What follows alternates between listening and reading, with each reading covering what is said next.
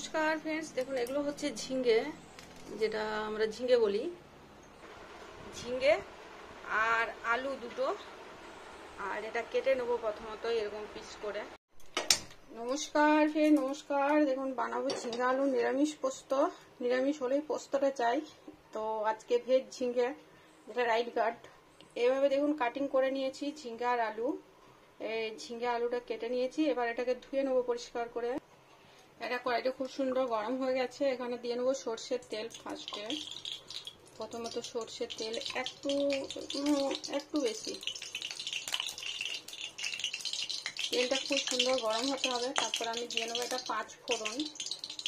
তেলটা গরম হচ্ছে কত সুন্দর, আরো গরম হবে, পুরো ফেনাটা সরে যাবে। এবার দিয়ে নিচ্ছি 5 ফোড়নটা।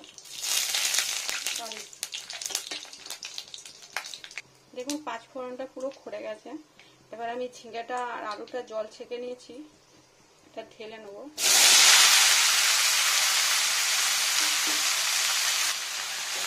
ভালো করে নাড়া দিয়ে নেবো কিছুক্ষণ, তেলটা যতক্ষণ ভাজা যাবে। তারপর লবণ অ্যাড করবো, এখন লবণ নেই।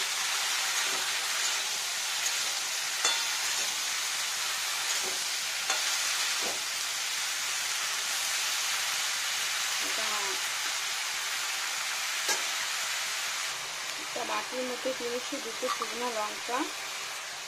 এখানে দিয়ে নিচ্ছি পোস্ত 1 চামচ, 2 চামচ, 3 চামচ, 4 চামচ, 4 চামচ। এটাকে ভালো করে পিষে নেবো, শিলনোড়া দিয়েই পিষে নেবো। এটা সরিয়ে নিই এখান থেকে। এটা আমি ওখানে সেট করার জন্য রেখে, আর একবার নাড়া দিয়ে দিয়ে উল্টো করে দিই। জল বেরিয়ে গেছে। এই ঝিঙেটা না প্রচুর জল বার হয়, ওই জন্য আগে ধুয়ে নিতে হয়, তারপর কাটতে হয়।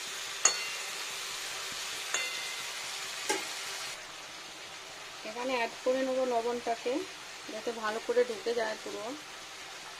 1, 2, একটু ঠিকঠাক লবণ হলে ভালো লাগে খেতে।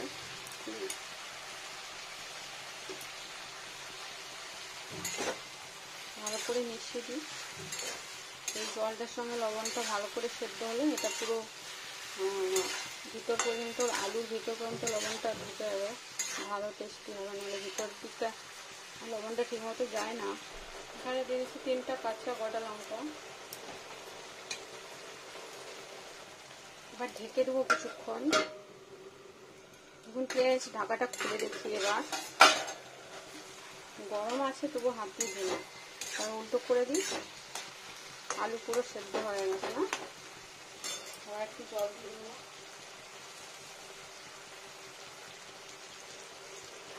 একটু পরিষ্কার জল, ফিল্টার করা। এটা একটু জল দিয়ে নিই, ব্যাস।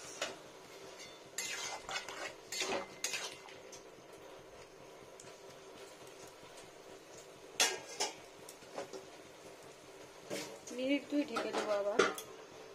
এটা দেখুন পোস্তটাকে বেটে নিয়েছি আমি সুন্দর করে শুকনো লঙ্কা দিয়ে। কতটা হয়েছে পোস্ত বাটা, এটার সঙ্গে মেশাবো। আর একটু ঢাকাটা খুলি। দেখুন কত সুন্দর ফুটতে শুরু হলো। গরমটা ধরতে পারছি না,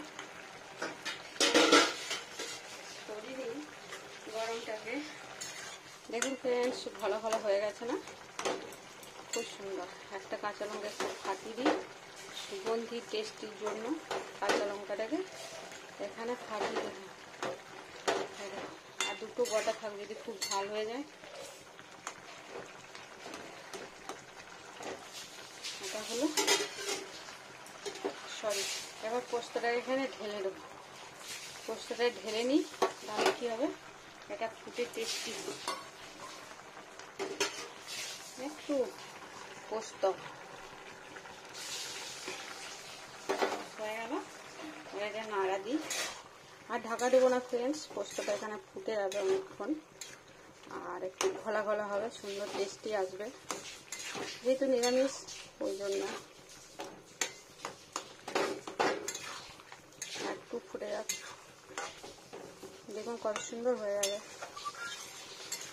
এটা লাঞ্চ ভেজ।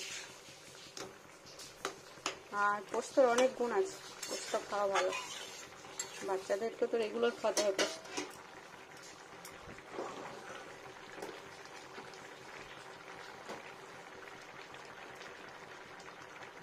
রেগুলার না খাওয়াই ভালো, পোস্তর মধ্যে অনেক কিছু থাকে হয়তো,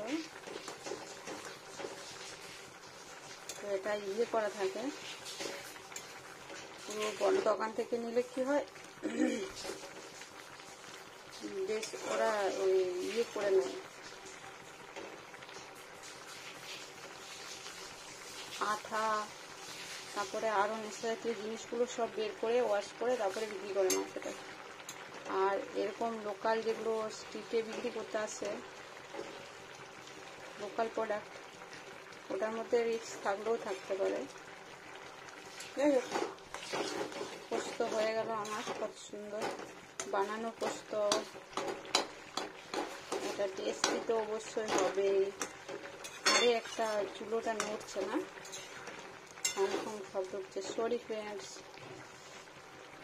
দুটো একটু আলু ফাটিয়ে দিচ্ছি, একটু ম্যাশ করে দিচ্ছি, তাতে কি হবে আর একটু ঘন হবে পোস্তটা, টেস্টিটা ভালো হয়। আলুটা একটু, দু একটা আলু একটু গলা গলা থাকবে। দেখুন কত সুন্দর, একটু ফুটে যাক,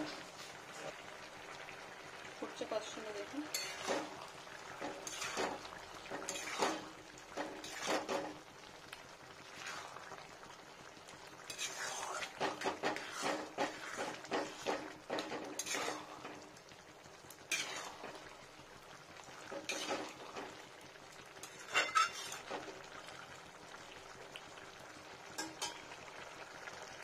বন্ধ করে দিলাম ফ্রেন্ডস।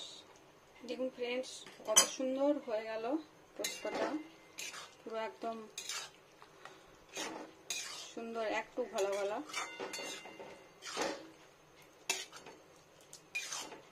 এটা খেতে খুব সুন্দর টেস্টি হয়। ঢেলে নিই এবার।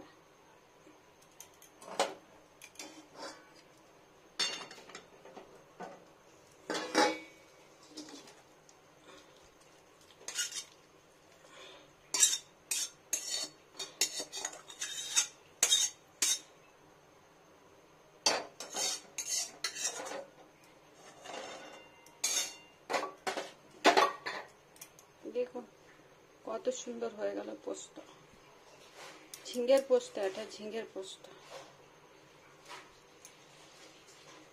কত সুন্দর দেখতে হয়েছে, আর খেতেও তো টেস্টি হবে, অসাধারণ খেতে। নিরামিষ হলেও টেস্টি আছে এটা। দেখুন কত সুন্দর হয়ে গেল ফ্রেন্ডস। এগুলো বানানো অবশ্যই ভালো লাগবে।